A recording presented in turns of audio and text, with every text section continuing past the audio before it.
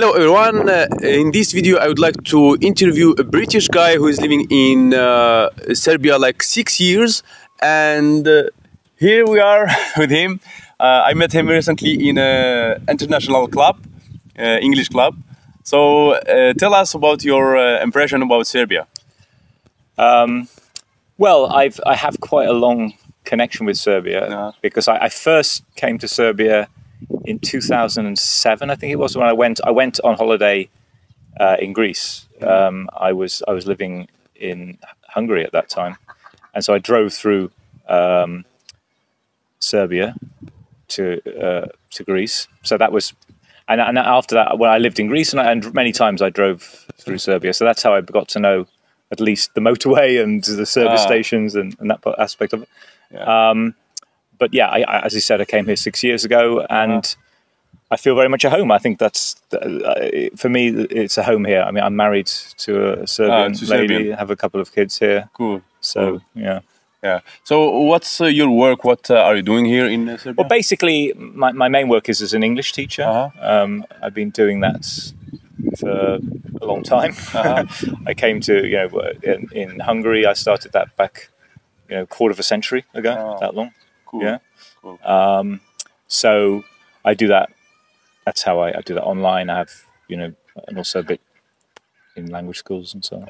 So why, I mean, you choose to live in such a wonderful place, you can say, but it's so far from the city. It's beautiful. Yeah. Well, I think, for a long time, I've wanted to have a garden, as it were. I mean, to be frank, this is my second marriage. I lived when I was in Hungary. I was married as well, and I had a house, but I got divorced, and for 15 years, I was living in flats. I was living in apartments in cities, and I missed the outdoor life. Yeah. So.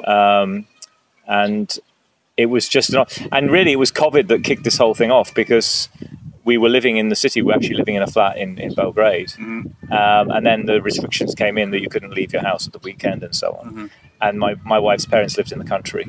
So we just went there. We went to live with them just to get out of the city. So you prefer to live in such places? Yeah, I prefer to have some land to cultivate, you know what I mean, as it were. Just I think it's something natural, Yeah. And you even eat from here? Yeah, we do. I mean, at the moment, we have a lot of tomatoes. We have just picked the potatoes. Beetroot. Even beetroot. Yeah, we have something blitva. This is called chard in English. Blitva. This grows very easily here. Onions. We provide ourselves with onions. So it's but it's still very much hobby level. It's just enough to give us some extra food, really. Yeah. But I like that whole process. What about the neighbors here? We get on well. I mean, with this neighbor, we don't even have a fence. Yeah, I see. We're actually sitting on the border between the two plots of land, and says he's going to build a fence, but he's been saying that, I think, since we've been here. So, but it's sort of okay. We get on well with them. So, Do you want to settle, keep being in Serbia and settle here? Yeah, I mean, we have two little children, so that's very much life revolves around them to a considerable extent. So they will be in Serbian school. My guess is yeah. They're just starting nursery school coming up. You even don't have a wish to leave Serbia. You want to stay here? No, I think I've come a long way to be here. I've come a long way. As I say, my path has been UK to Hungary. That was back in '97. Then Hungary to Greece 2008, and then Greece back to Hungary to Budapest. That was 2013, and then 5 years there, and then here. So a bit of a wanderer. And not really by any choice or plan. It just sort of worked out that way. And there's you could say, a bit of a spiritual quest behind all that movement. I think that's an important aspect of the whole thing. Yeah. So there are some things that are making you to stay here for Yes, I mean, I think what ultimately you could say brought me to Serbia is orthodoxy. Because obviously as a British person, I actually have a Protestant background as much as anything. I studied theology at university, and I've been through various sorts of phases, if you like, of religiosity within the Western tradition. But when I went to Greece, I became Orthodox, and that has defined my path, if you like. And I found in Serbia, you know, as an Orthodox country, but also where I had some human connection. I met my wife here, you know, very soon after I arrived. What, for example, I don't know if you can talk about that. What made you turn from Protestant to Orthodox? It's a very good question. Yeah. It was just, I above all, experiencing Orthodoxy. You know, I had some vague awareness of it, having studied theology, although my theology studies were focused on Indian religion and Western Christianity. So my knowledge of Orthodoxy was rather minimal. And my interest in going to Greece originally was more to do with ancient Greece and the Greek language, because Protestants are interested in the Greek as the language of the New Testament. Yeah. And so I was interested in sort of getting a better understanding of that. But when I went to Greece, you know, I was surrounded by Orthodoxy, and it was a challenge. I had to sort of deal with this. And the more I looked into it, the more I realized, well, this is something I'd missed this. There were lots of things I didn't know about it, and it was a spiritual experience, as something real, you know, something spiritual, something where there is divine reality, which I hadn't been aware of as a Protestant. So before you learned about religions, what do you think like the main differences between Protestant and Orthodox? Well, you know, Protestantism it's very much, at least the kind of Protestantism I was involved in, was very much focused on the Bible. Okay, the Bible as the revelation, as the Word of God. Now, as Orthodox, I still believe that, but the Bible, the heart of real Christianity, let's say, is communion with God, is the experience of God. And my experience is that there is such a thing as let's say, a visible church. So the Protestant view is that, well, the church is just whoever believes, whatever your denomination, your connection. If you have a true faith in Christ, this is salvation. Whereas Orthodoxy says, well, that there is a visible church, you know, with something, bishops, priests, deacons, that it's something you can see, and it has a tradition, and it's also, we say, one holy Catholic and apostolic church. So it is apostolic. That means that it has things from apostolic times, and that's what I found in Orthodoxy. Is there are traditions which are clearly apostolic, you know, and it's preserved something which neither Roman Catholicism nor Protestantism have. You know, these are both the product of moving away, in fact, from Orthodoxy. So that's my experience. That's the reality. Nice. You said that you also have books to show, yes? Yeah. I mean, I have. You know, I can just show that it's more of a sort of historic value of how I've moved through various phases. You know, with my studies. You know, and that's what's. Yeah, we can go now to okay, so we could look at that. This is your office. This is sort of office where I do a lot of work, you know, just teaching people. So just, if you see these books here, I mean, a lot of these, I mean, just pick something out, you know, like this, you know, it's a book, you know, 150 years old, sort of dictionary. All of them about religion? No, not all of them, but a lot of them. You know, these are books that I got when I lived in London. And I was in a sort of bookshop, and there's a lot of these. So they were second-hand religious books mostly. Can you show the title of the book? Yeah, well, I mean, this is just an example. Analytic Greek lexicon. So I was very interested in Greek language. So this is, you know, if you're reading the New Testament, you want to work out the exact meaning of a word. You know, its grammatical form. Yeah. Then you would. So you can say that you know the Greek language as well. Yeah, as a reader, I mean, for theology, I can read the New Testament to help me understand it more clearly. Yeah. And I did speak modern Greek. I lived in Greece for 5 years, but it's very, very rusty because I've been here. So now Serbian has sort of taken its place. But I can certainly read Greek. I do read Greek, and I can understand it. You know, especially when it's theological. Is it like the older language? So you have what we call ancient Greek, or the New Testament was written in what's called Kini Greek, which was like a Hellenistic Greek. It was the Greek at the time of Alexander the Great, by which the Bible was spread. That was the language that the Bible is actually written in, the New Testament. So here, you see this. This is Keni Diathiki. Okay, this is the New Testament. So here you have this is in the original Greek, Hellenistic Greek, and this in modern Greek. There's a sort of paraphrase of it there. And sort of another type that was part of my process, if you like, of studying Greek and coming to Orthodoxy.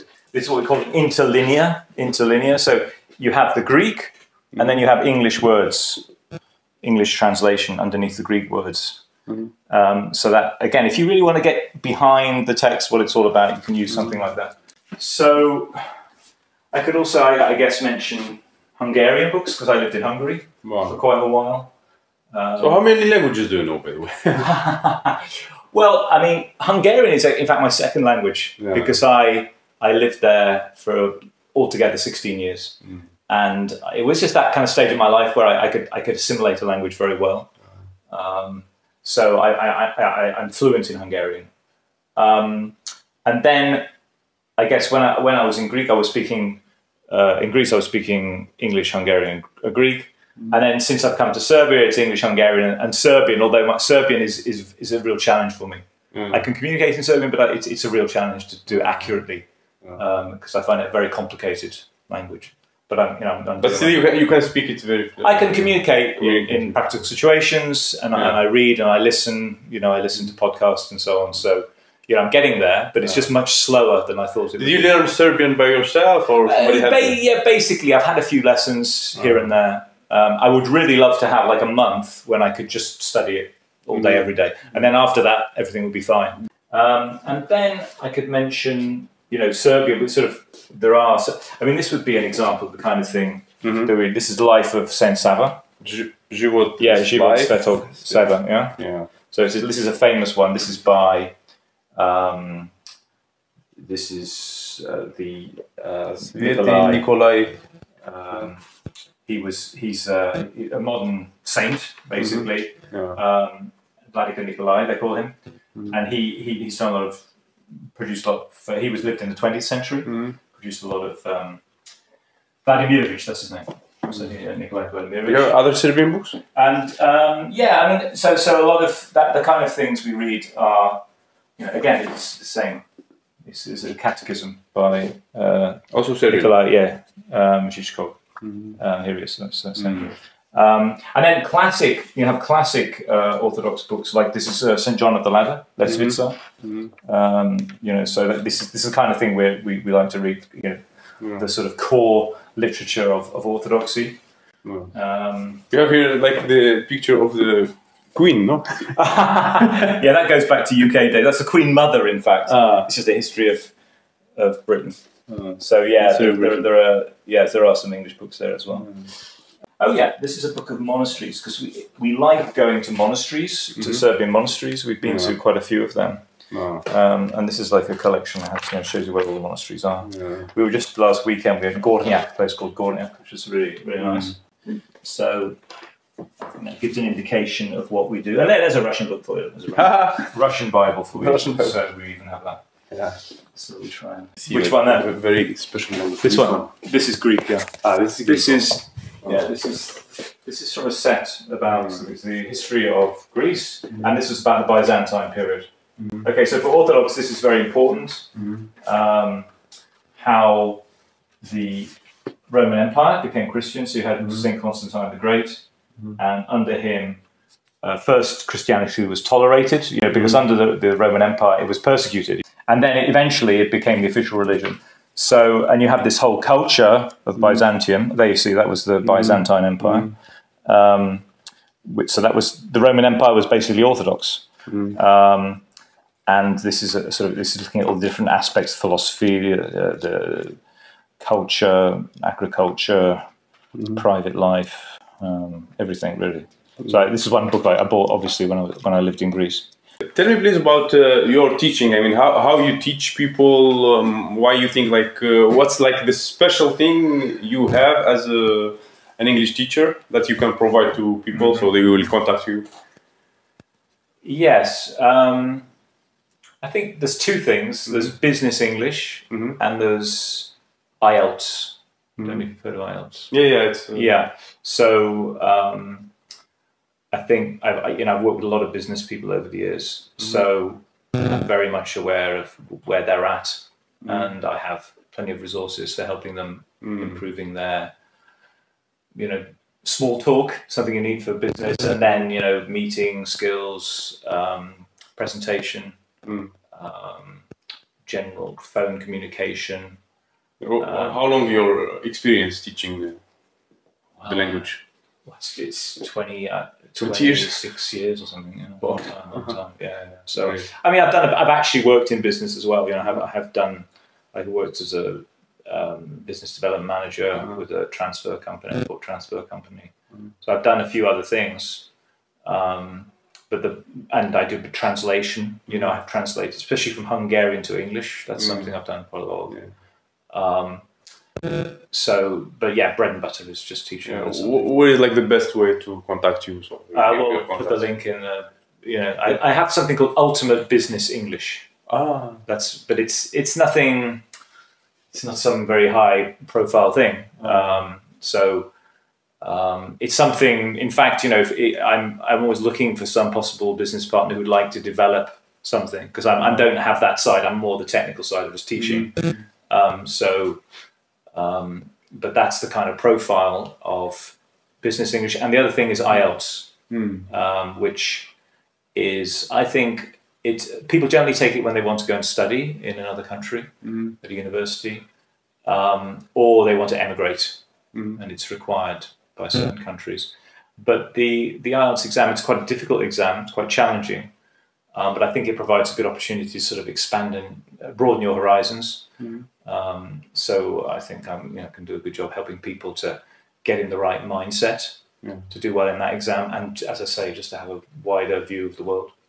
Cool. No, I just wanted to talk a bit, because if 20 years ago I saw myself I would be just amazed to see that. Because I come from a Protestant background, and it was a sort of Puritan Protestant. There's a tradition within Protestantism of saying that there's no place for any kind of image in religion. You shouldn't have images, right? And that was my understanding. But when I went to Greece, I was challenged. And I remember I once went to a film festival in Thessaloniki, and there was a documentary about everyday life in a Greek court of law. And behind the judges, there was an icon of Christ. And I just thought, well, is that a good thing or a bad thing? Because my religion at that time told me that you shouldn't have anywhere. But I thought, well, yeah, surely Christ is the judge. He will come at the end of the world to judge the whole of humanity, and so surely it gives a right atmosphere and perspective in other courts of law to have an icon. And this icon, that was the first icon I brought. This icon of Christ, I brought that in Thessaloniki. So it just represents a major change in my life, and I eventually became Orthodox. I was baptized and I became Orthodox. So that's it. I just wanted to show these and just as a reflection about how things can change, and how I think certainly if I look at myself, how slow to learn, how it takes time in life to come to realize things, and we need to be open, to things. And certainly, this is something that I think at the center of Orthodoxy, it's something personal. It's not just ideas; it's about people. The saints are people. So Christ is a person, is God and man, and there are all the saints, and that there is some sort of personal relationship, or there is a personal relationship with them, and that's what I would just emphasize, that it's about people it's central. You know, God is a person and we are people, and this is something we need to discover, if you like. And I found Orthodoxy to be a revelation of this reality. Do you, for example, advise or recommend people like from your country Yes. or other countries to come to Serbia? Yeah, I think everybody should visit Serbia. Definitely. I mean, so it's, you know, you have natural geography and you have human geography, and there's a very special human geography here. Yeah. You've got to come here to experience, and you see many favourable reviews of Serbia. People come for a weekend from London or whatever, and they love it. So I think Belgrade is a great place as a starting point, just to get into this atmosphere. And then, you know, to try some monasteries. That's what we do. We go to monasteries when we can, and you get into this, you know, this spirit, if you like, of what is the heart of Serbia. I think, anyway. That's my my humble opinion. So for us, a great day, we go to a monastery, and then, you know, we experience that spiritual reality. And then we have, you know, we go and have lunch, very good food. You can find some very nice restaurants and so on. So, you know, that's all. I could say, you know, come to the lovely mountains and go hiking in the hills,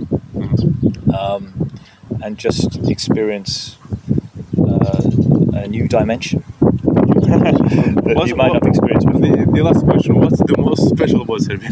The most special thing. Well, I just think it's the spirit. You know, it's the you can't really put it in words, but it's a human thing. I mean, just you can see this with the way people, you know, their attitude to children. They really, you know, they really appreciate children. You know, a person as a person. You know, there's a love for people.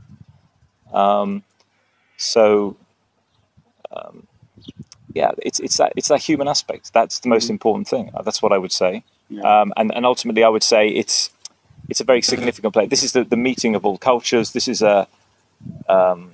you know, it's a controversial part of the world, this whole Balkans. And I think to understand,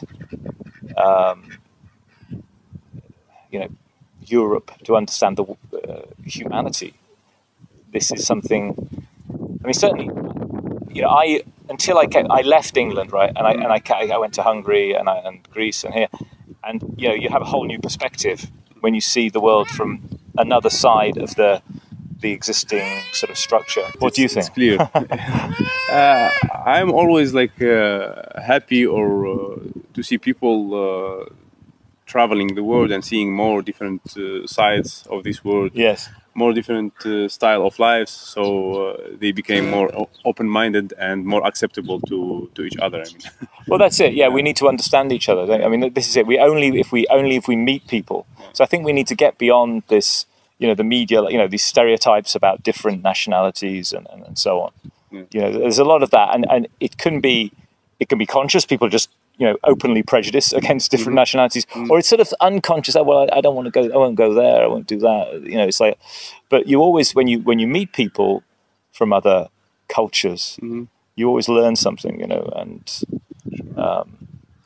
so that's what I encourage. Yeah, thank you very much for this interview. It was awesome. I mean, you showed us a lot of stuff, like how you live, about your work, and about your religion and.